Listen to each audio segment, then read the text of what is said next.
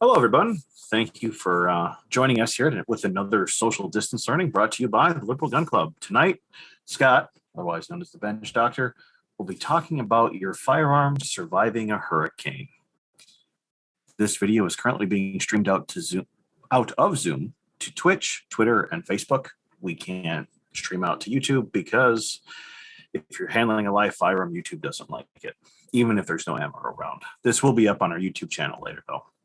So everyone knows, all participants but the moderators and presenter have their video shut off and are muted. If there are questions, please put them in the Discord Q&A or inside the Zoom chat here. We have several people watching for questions at the various locations, but the easiest way to get your question answered is to become a member and sign into Zoom so you can ask your questions live in chat. Scott also goes through afterwards and looks for any questions that might show up in the YouTube channel. So we'll see if anything shows up there as well. Feel free, by the way, to join us in Discord after the social distance learning so that we can have a grand time in pub chat where we all just hang out, sit and BS. The Discord invite is now in the chat, so feel free to join us there. And I'll hand it over to Scott. Scott, like I said earlier, my internet might just die, at which point, have fun. This is my time to take over the world. All right, yeah, well, this is an interesting topic all around, I think, to me, hopefully to everybody else. One, to just demonstrate how durable and tough some guns are, and what can be rescued and put back into service, as well as we're talking about a Taurus Model 80 here, which in recent years, all the hate partially deserved on Taurus, but this harkens back to an era when Taurus built good guns. These old Taurus revolvers are pretty stout, and I have a little Smith & Wesson here because I kind of wanted to show the Smith & Wesson DNA that goes into this gun. My understanding is originally these were made with original Smith & Wesson tooling. And then once the tooling wore out, they started kind of doing their own thing. I'm not sure what year this gun was manufactured, but you can still see a lot of traces of Smith & Wesson revolver design. And I'm going to kind of take the plates off and show you as I go along. But this gun came to me from a member, and somebody had gone through it before and done a pretty decent job of cleaning it and stopping the corrosion, which was critical. This gun had been through Hurricane Katrina and was unfortunately had to be left in a home that was evacuated. And my understanding is it sat there for a fair bit of time in water. And if you remember those days and how horrible the flood was, I guess there were oil facilities nearby, and a lot of toxins in the water, and not to mention sewage and God knows what else. And for a nickel-plated gun, this gun did very well. When I got it, my task was to clean it up as well as I could and then inspect it and make sure it was ready for range duty. So it had this weird haze on it that I think it was just a leftover kind of artifact from all the years of sitting around, post Katrina. So I used some. This is what I used. It's Lucas gunmetal polish, and it works really, really well. But it takes time, to scrub it on, clean it off, scrub it on, clean it off. It's kind of like a car wax in the way that you use it. Also, this trigger and the hammer had a lot of pits. I can't really see it here. It's not really well lit. It had a lot of pitting on these two pieces. So I took some jeweler's files and ground down, filed down through those pits as much as I could. You'll notice there's some pitting right here on the frame, and I didn't feel comfortable getting in here with a set of jeweler's files, because it would have taken weeks of polishing to get that back to a mirror smooth polish. And it's a Taurus. It's a good gun. It's a good, plinker, maybe, backwoods gun, but I don't think it's worth the time it would take to restore the thing. It is, I guess, some sort of, somewhat of a family heirloom. It belonged to this guy's father. And so, there is, I think, some desire to keep it and use it. And, so that was kind of the goal. So I took it apart and I cleaned it, went back through it and oiled and greased whatever needed oil and greasing. I replaced the rebound spring and the hammer spring and inspected everything and just kind of tuned it up. And so I'm going to take you through kind of that process as I go. And so I'm going to go ahead and take the grips off. And this is just standard grip stuff, nothing terribly special about it. Just one screw. Okay. And then, like you'll notice with this grip, there's a crack right here. So I took some just regular old, it's a wood filler gel. It's a wood glue gel. So I put it in there, ran a bead of it down there and let it dry, just hopefully to prevent this from cracking all the way through. I know that the plan is to put new grips on it, but we'd like to keep these as long as possible. So that's one of the things I did. So from here, just like a Smith & Wesson, if you look at them side by side, you'll notice that we have on this, you take the scales off and there's another screw right here that corresponds to this one. Now this gun's a little bit different. Up here, we have a screw. On the Smith & Wesson, we don't. And on the Smith & Wesson, this plate kind of slides up under right here. So you don't want to pry these plates off ever, but this one is a little bit different. So I think that's why they put the screw there. I'm going to go ahead and take the grips off of this one and get it ready to kind of show you the guts. But, when inspecting something like this, really what I'm looking for is the frame and barrel still serviceable, because those are, and the cylinder, because those are the parts that are going to take the pressure and need to be safe. They're a safety consideration. If the pitting is too bad, the gun, that needs to be addressed. And that's a decision you're going to have to make for yourself. But I didn't see any pitting anywhere that gave me any concern. This right here is just surface pitting. It's not anything that would cause me any kind of worry. Let me see if I can get a light on here a little bit better. That might be too bright, but anyway, well, we'll see how that goes. Let me mute it a little bit. I'd like to show some of the details. It is a little bit on the bright side. Yeah. Is that misdirected? Maybe that way. So that's what I did. Now, the next thing I'm going to do is I'm going to take this plate off, but this screw right here on both Smith & Wesson and these Taurus revolvers releases the cylinder. That's how you retain it or take it off if you wanted to clean this thing or work on it. So it's just and now on the Smith & Wessons, you want to be careful because this screw is fit to that screw slot. I don't know if it's the case on the Taurus. I just go on the assumption that it is. So you want to make sure that screw goes back in the right hole. I usually just lay them out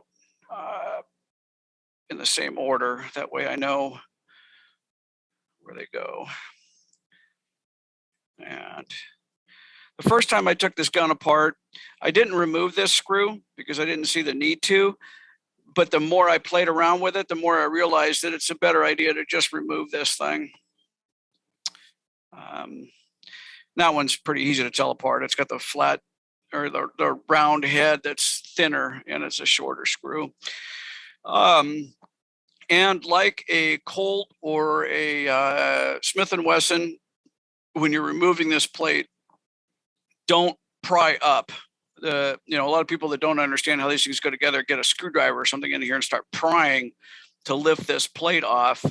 And you're going to have a bad time if you do that, because you're going to bend this little piece up here. I'll show you when it's out. So to get these off, you're going to want to take a soft, like a nylon hammer or some non-marring. You don't really need a lot of force. And then you just kind of tap the frame, and that plate will come off like so. So now at this point, you got to be careful with these, because there was a little surprise in here that I didn't see coming. I just assumed that it was put together a lot like a Smith & Wesson, so I kind of got bit by it. But as I remove this plate, be very careful, because there's a little spring and detent in here, right here. You see that? There's a little spring, and it gets put in through a hole on the face right here of this plate. And what that spring does is it holds this hand in place. So if that wasn't there, and you could cycle the gun level, but as soon as you tilted the gun back, this hand just wants to drop out of place, and the gun won't cycle. So you got to be real careful. Smith & Wesson solved that problem a little bit differently. So I wasn't anticipating that little detent and spring. Fortunately, they stayed retained, and I was able to put them back in the gun, but I was glad I didn't lose that. So anyway, just keep an eye out for it. And I believe it is called the hand retention spring, and can't remember what, is it a detent or whatever that name of that thing is. So that just a word of warning, working on those. And I think as I started kind of researching more and more of these old Taurus revolvers, and it appears that kind of retention system changed over different generations of this Model 80 and of other guns. They had other ways of doing it and other parts. So be careful with interchangeability on looking up some of this stuff. All right, so from here, now you can just easily lift this hand out. That just slides straight up. And let me take the Smith apart so we can start showing what this is all about. And, yeah, it kind of bugs me a little bit when people beat on Taurus guns so much, because I don't think a lot of people remember the days when Taurus actually produced good quality handguns. These old revolvers, I wouldn't hesitate to own one or shoot one ever. Let me tap that down a little bit. There we go. So a little bit more. There we go. So you can see on the Smith, it's probably not showing up very well, but there's a little tab right here that fits up under here. On the Taurus, it's a little bit different. There's a little spooned out part here where the screw head, this fits up under the screw head. So don't pry on those. All right, so now if we look at the actions side by side, you'll see some similarities. You'll see this hammer spring and rod are very similar, the way that they're oriented. You also have this rebound system that I don't know anybody but a Smith clone uses this. There's this little machine part with a spring in there, and it pushes against this post, and that's what resets the trigger after you've pulled it. And so it's very, very similar to Smith & Wesson. And you can kind of see the DNA of Smith & Wesson revolvers in this Taurus by just kind of looking at the parts. See the hand here, you can see it's spring loaded, so it will bounce back on its own. It doesn't need that weird setup that Taurus did. This may have been some way to avoid a patent infringement or something, but it's spring loaded, so it automatically pops back in, and it's pushing against a spring that's down in here on the hammer. So anyway, I just thought that was interesting as I was taking it apart, how much actual Smith & Wesson similarity there was. So from here, I don't know that I want to disassemble this gun completely again, because this rebound spring is fun to put back in. I have a special tool to do it. What the heck, let's just do it. What could possibly go wrong, right? So let's ease the pressure on our hammer spring. Okay. I'm coming at this sideways, so I'm not really got a good grasp of it. Let me come back here. Take the rebounder out. Okay, now I'm going to kind of just pull up a little bit on this piece with the rebound spring in it, but that spring will come launching out. So I like to keep my thumb over it rather than search my garage floor for it. So I just kind of pop it up, relieve the pressure on that spring. There's the spring right there. And then this just sort of comes right out. And from here, you can now remove your trigger. And I'm not going to pull the hammer out. That's a bridge too far for right now. But down here, you can see this is where where Smith & Wesson pushed back on the hand to allow it to fall back into place. But they didn't do it on this gun. Down in here, this is your hammer block. So it's the safety on this gun. So when you pull the trigger, when it's back in double action, if the hammer were to fall forward without touching the trigger, this will block it from striking the firing pin. Smith & Wesson did it a little bit differently. That's the part that does it in a Smith. So, and this part just falls out when you take apart a Smith & Wesson, and people are always concerned, that something's broken, but that's just the way it's made. It's just made to fall straight out like that. So I took this hammer out, and you probably still see some marks in it where I filed it out, but it looks a lot better. Same with this trigger. This was all pitted, and I took off as much as I felt safe. I didn't want to make it, it's a pretty stout piece, but I didn't want to make it dimensionally weird or change the feel of it. I just wanted to make it look a little more pleasing to the eye. So that was one of the things I did to it. And then I deep cleaned it and scrubbed it. And I took a little bit of this really thin Lucas oil and put it on all of the contact points and anything that rotates in here. I don't like to use grease on revolvers too much. Just a really fine oil seems to work well for me. And then I like to take some compressed air, and I like to just blow it around, and it kind of pushes it into all of the little places that you can't get to. So I kind of, and that's as much for wear as it is for corrosion resistance. It won't corrode if it's covered with a little bit of gun oil. You don't want to put too much in there and gum it up. It doesn't need to be dripping. And if you don't feel safe removing the plate and doing it yourself, just bring it into a gunsmith and have them do the periodic maintenance on it. If it's been exposed to water, dropped in the mud, something like that, you're going to want to clean it out, because these are really fine, tiny little pieces. There's a little tiny spring down in here, and those things could get corroded and break. This is your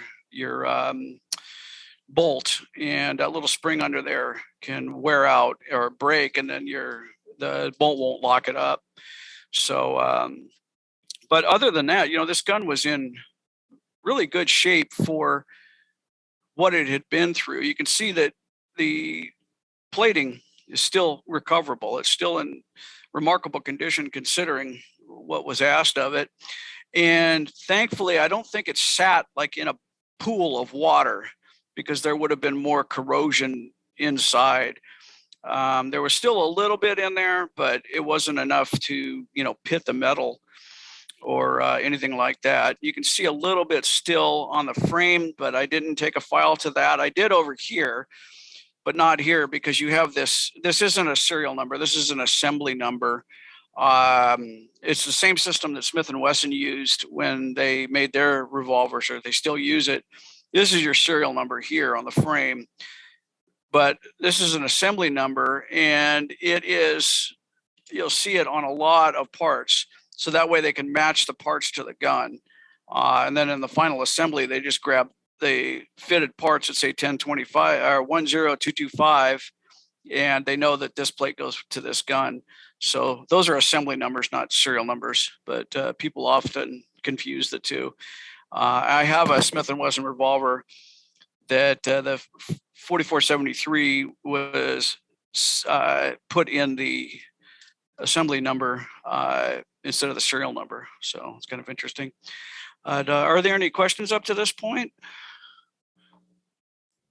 There aren't any questions, actually. I must be extra boring tonight. Or you're extra thorough. Yeah. No, that could be too, but unlikely. But I just think it's so interesting how similar these guns were. You know, if you look at that trigger, you know, it's doing a lot of the same thing. This is where your hand drops through.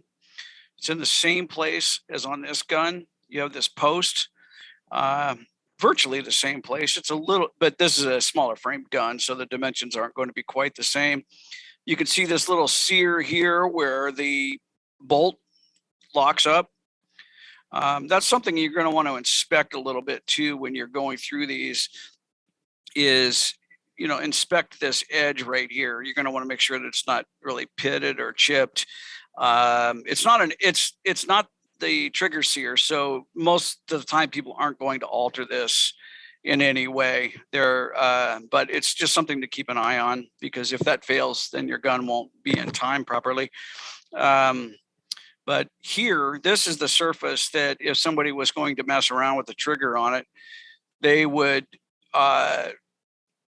polish right here on this edge and this edge on the hammer, because your double action is just catching that little edge, just sits on that little shelf on the hammer right there. And so a trigger job would be to come in here with hopefully an Arkansas stone and nothing more, and polish that without changing its geometry, same as this edge here.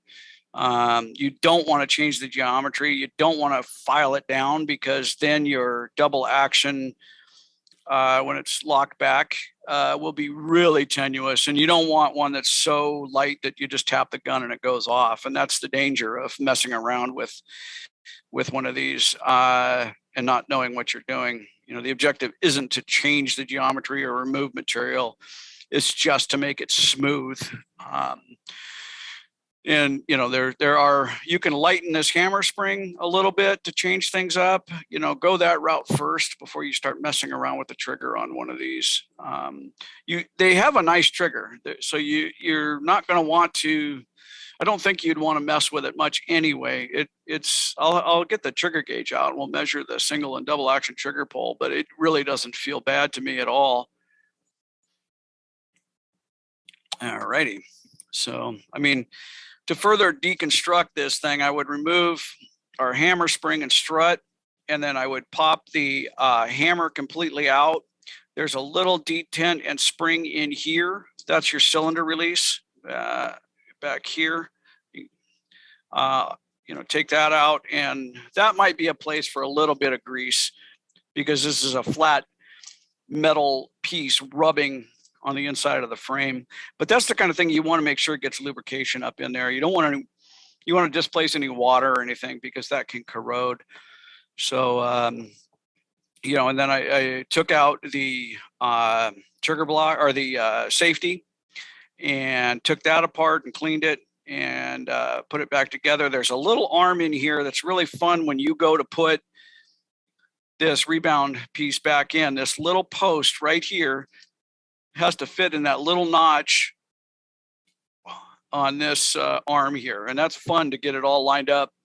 while you're compressing this spring, and this spring pushes back on this post, and that's your kind of stored energy. So it's constantly pushing forward on this piece, which then pushes forward on the trigger. And that's what causes the trigger to reset after you pull the trigger. I'll put it back together and show you how that all works. I can show you on this thing. This is the same set system. Keep these parts together.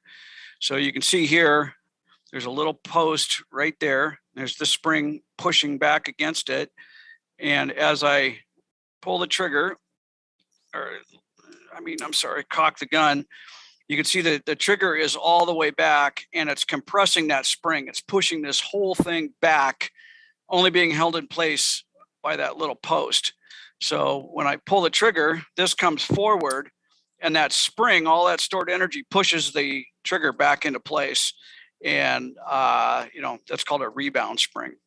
Not an expensive part. If you go to Wolf's, you can get a spring kit for any of these guns. They're about $12 for the springs.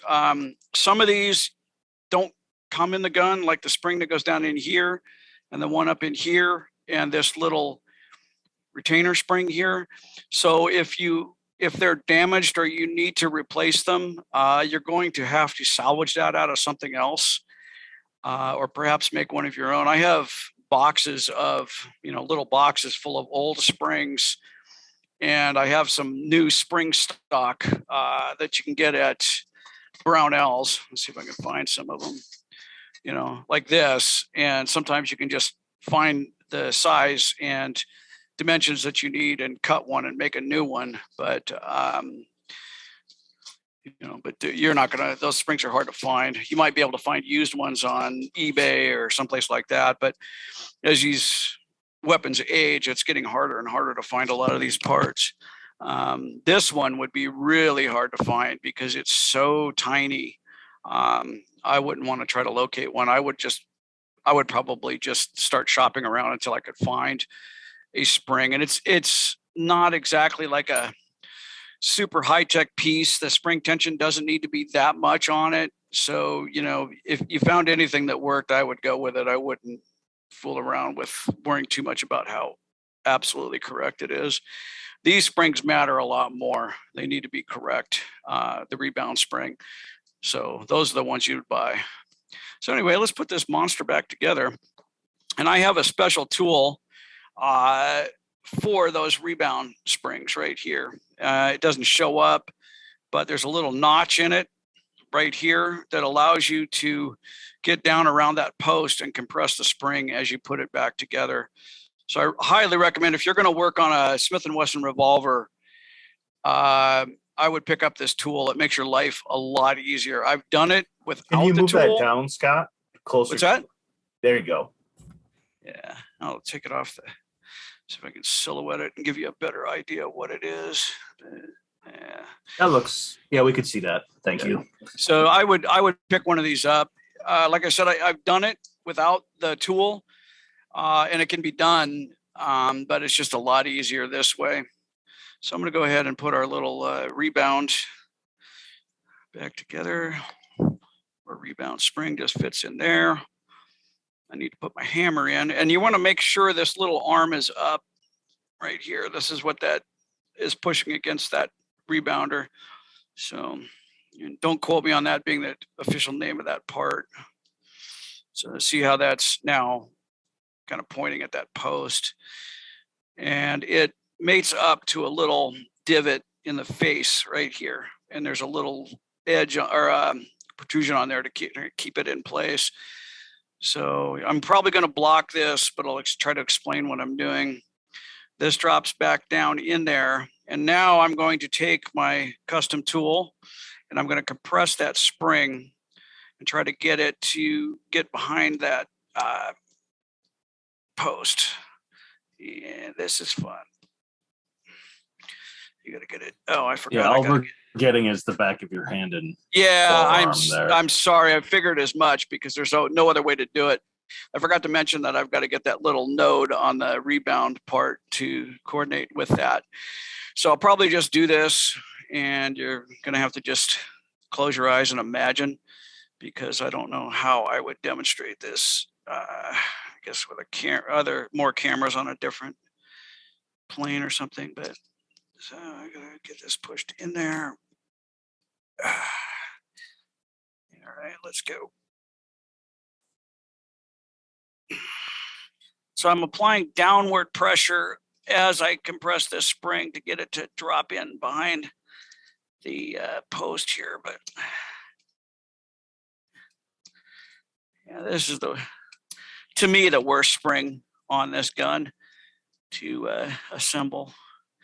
Not terribly hard, but it's, just takes a little bit of finagling. Yeah, come on, get in there. Yeah.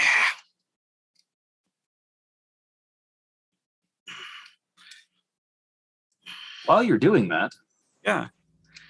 are both of these nickel? Is one stainless? I think the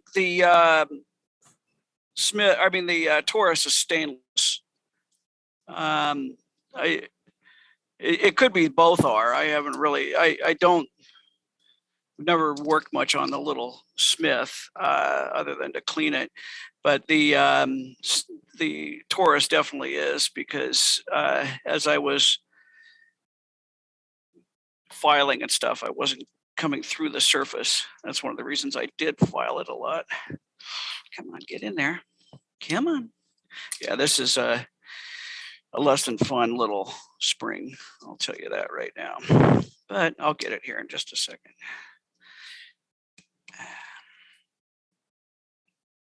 Yeah.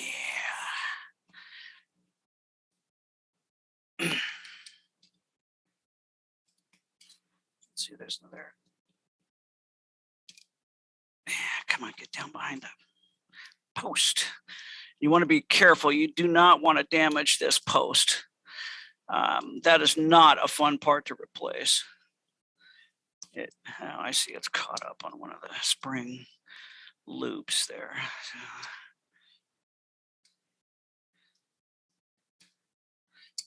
Oh, see, that's what happens. It just pops right out.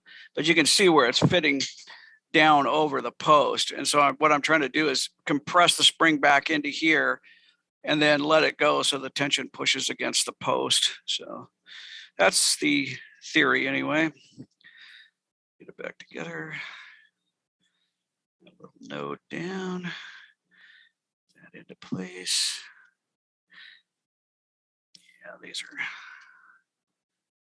are fun. Let's see. Lonnie says get a bigger hammer, Scott. Well, I don't know if Clint would agree. I don't think Clint wants me beating on this thing. Maybe, but I'll let him do it.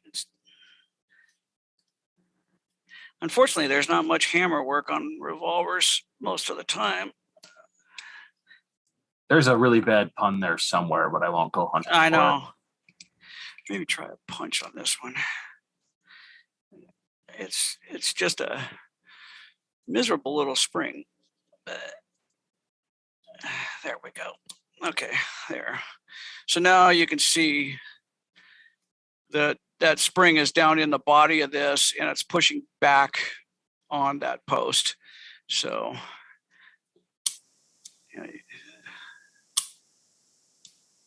I got to get everything put back together here.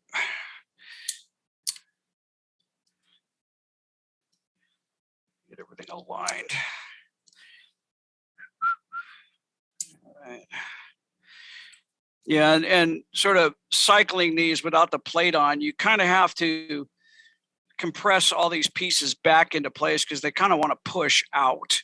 So, yeah, why is that not rebounding properly? Right there. Why does that not want to rebound properly?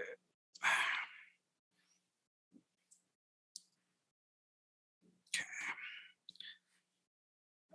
Well, I might have to take that back out and redo it. It's not wanting to get back into the rebound position. Hold on a second. Sorry. This is the joy of revolvers. This is why people hate working on them. So I'll get everything back into place. And what's going on here?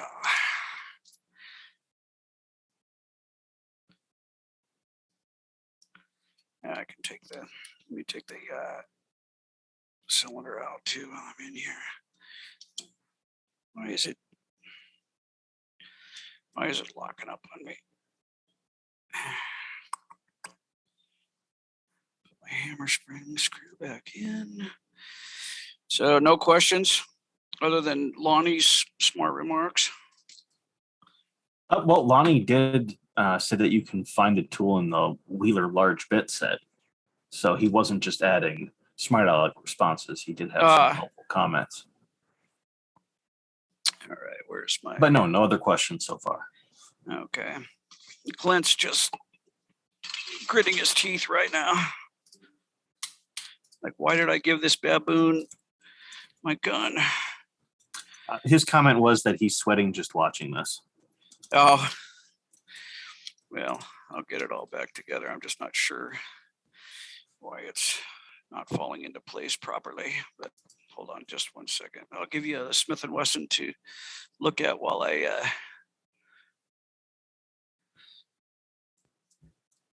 right.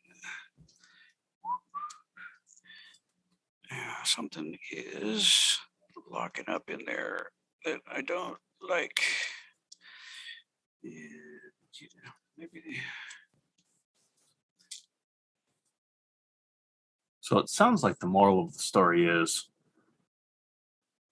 bring your revolver to a professional, because sometimes even the somebody with some professionals have experience working on them, because they can and will give you grief.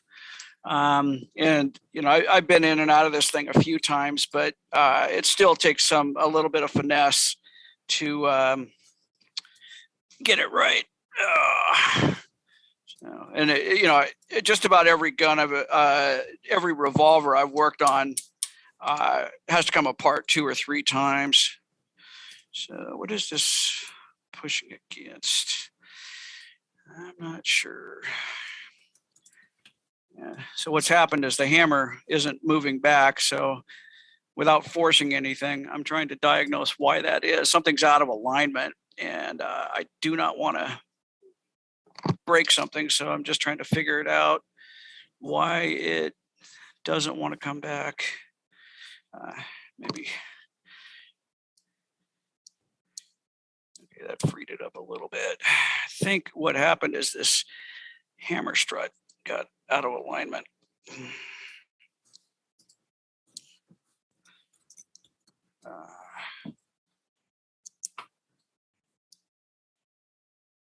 Yeah, that's what's going on. This hammer strut is a little bit out of alignment.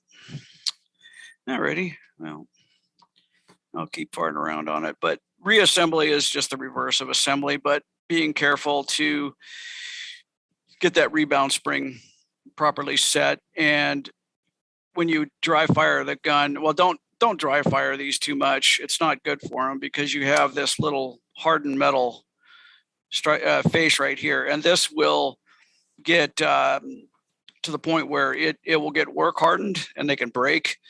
So just repeatedly dry firing them probably isn't a swell idea. It can be replaced and fixed, but I just make a habit of not doing it. So anyway, let me get this thing apart. I might have to completely disassemble this again, just because.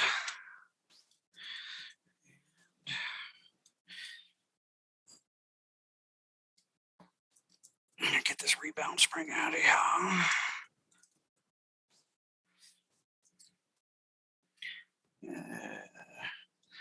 Lonnie must be bored if he's watching tonight. He hasn't been here in a while. Huh. There we go. I got that out of the... There we go. He does say he's available for triage and first aid if what Clint suggested, the spring flinging out and poking in the eye, actually happens. Yeah, Yeah. So what happened is this hammer strut and spring were a little bit out of alignment. So I just took it completely out, but I might as well just continue on from here and just take the hammer out while we're in there. So there you go. That's all your pieces, plus this little arm here that rotates back and forth. But anyway, and then this is your little safety piece, goes down in there, and you can see the little narrow slot right here that travels up in. So let's go ahead and put her back together. Wipe off the fingerprints.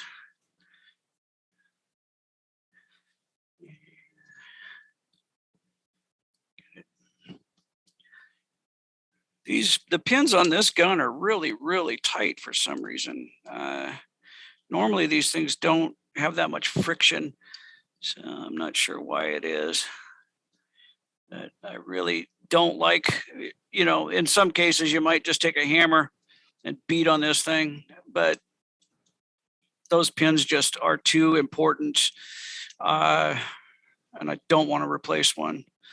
So now we got to get our spring and strut back in there. Maybe I'll just put it together and put the strut in last. That'll take some of the tension off everything. Okay, let's drop our trigger in.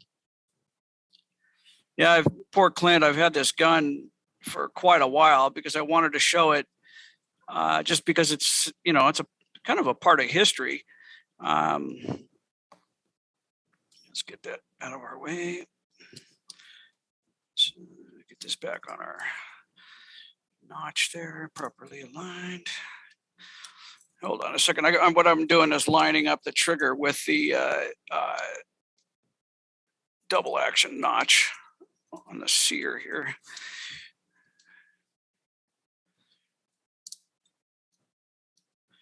Right there. This gun takes 3 hands to operate. Okay. So now we got to move that arm back in where we want it. Okay, put our little safety back in and reroute that thing. Yeah, I should probably put that in first. Do that.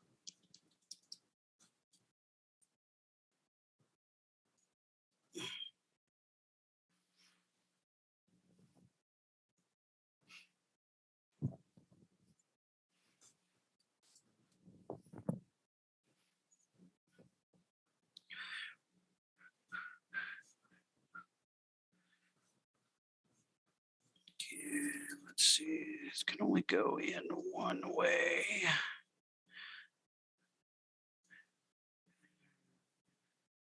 Sorry, it's all you're looking at is the back of my hands, but they're just so tight to work in here that I don't know of another way to do it. Take the trigger back out. There we go. Now it's in place.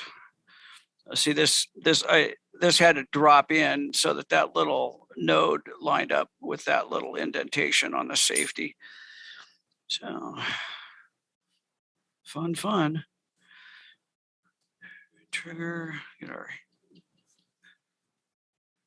that in there. Hammer. And as I'm doing this, I'm having to press the cylinder release to move this bar back. Otherwise, it obstructs the hammer from rotating. So just trying to make sure I don't. Come on, get in there, a little trigger. Oh, revolver fun. Yay. This is make everybody want to go out and buy old revolvers and work on them. Single action revolvers are much easier than this. Okay, there we go. Now everything's where it needs to be. Okay. Move that back.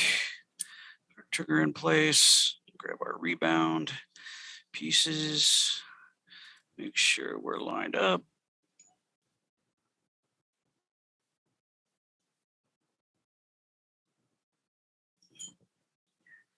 Drop this in. All right, now back to the rebound spring. Sorry, off camera.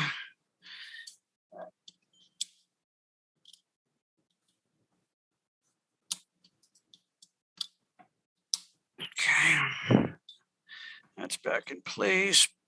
Let me move our safety just a touch so that it drops in. Okay, so there's that all together. So now at this point, you can see that our little sear right here and the trigger are interfacing. That's on the double action. So you can see that little edge right there is all that's holding that hammer back. So if you were to remove material, you could see how easy it would be to knock that off that ledge and dry fire or, misfire the gun. So we don't want to do that.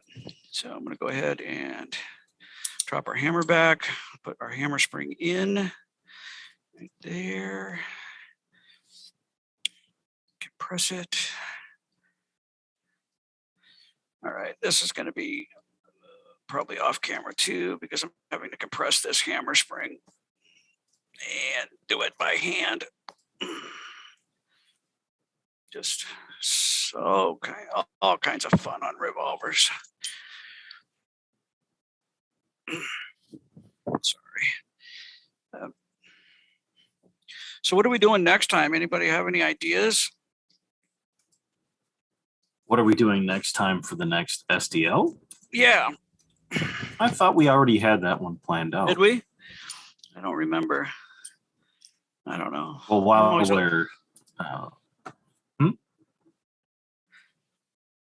hold on. So while we're talking here, I'm going to go find out. Okay. So the next one, which will be on the 23rd of August in 2 weeks from today, we will have Social Distance Learning Presents National Meeting Training Preview Part 1. No, it won't be me training anybody. Nobody wants that. Oh, I think we could have some kind of training session. We'll just call it Hammer Time. Yeah. Well, we know we have a theme song. Damn it. Come on. All right. Sorry. This is just the nature of revolvers. They all have their little quirks to get them back together.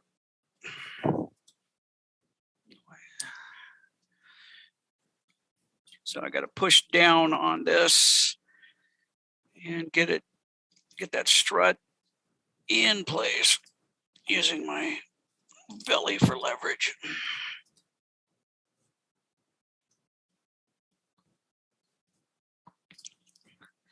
Wow.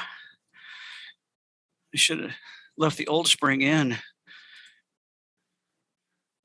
This is a brand new spring, so it's going to be tight.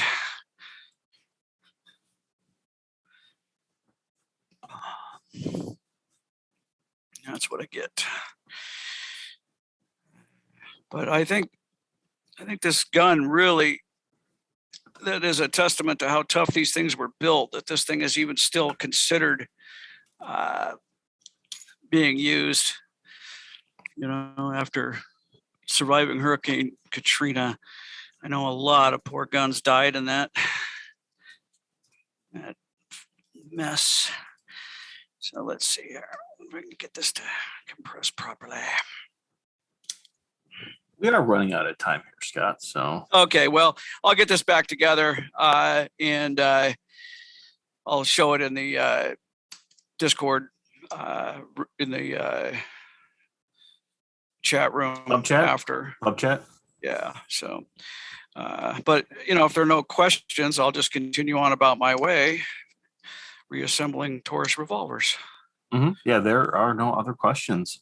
Good. For 2 weeks from now, to clarify as to what's going on, it looks like Riley and Amy are going to talk about what they will be offering for national classes, which I believe is in October, our National Liberal Gun Club get-together, where instead of doing one of these, where everyone is virtual, we'll actually be able to see people in meet space over in Las Vegas. It's October 7th through the 9th. There are details on the website. And I'd encourage you, if you haven't been to one, if you haven't been to one, go. They're a lot of fun. I'm hoping I can make it this year, but I don't know. It's some scheduling issues with. I have hunting season the weekend before, and so there's always something. Yeah. Now to go hunting and then come back and then get ready for a trip to Las Vegas. Maybe a little bit of a stretch for me, but I'm hoping to make it. Does anyone have any questions on revolvers? We're going to give Scott another minute or two here to continue working on that one. But if anyone has questions on what they've seen or anything else, please throw them in chat. Maybe I should rephrase it as anything else pertinent. Or you want to laugh, call names, that's fine too. Now this thing's going to go just super simply back together now that it's not being filmed. Oh, that's usually how that works. That's how it works. But anyway, the last thing to do is just put in the hammer strut, put the plate back, or put the hand in, goes right there, and make sure that I get that spring and strut in place, and then it's good to go. But I'll get it all back together and show you here in a few minutes. So I'll go ahead and log off and get this done. Okay, well, for everyone that's still here, I'm going to throw our Discord link back in the chat. So please feel free to join us there for pub chat.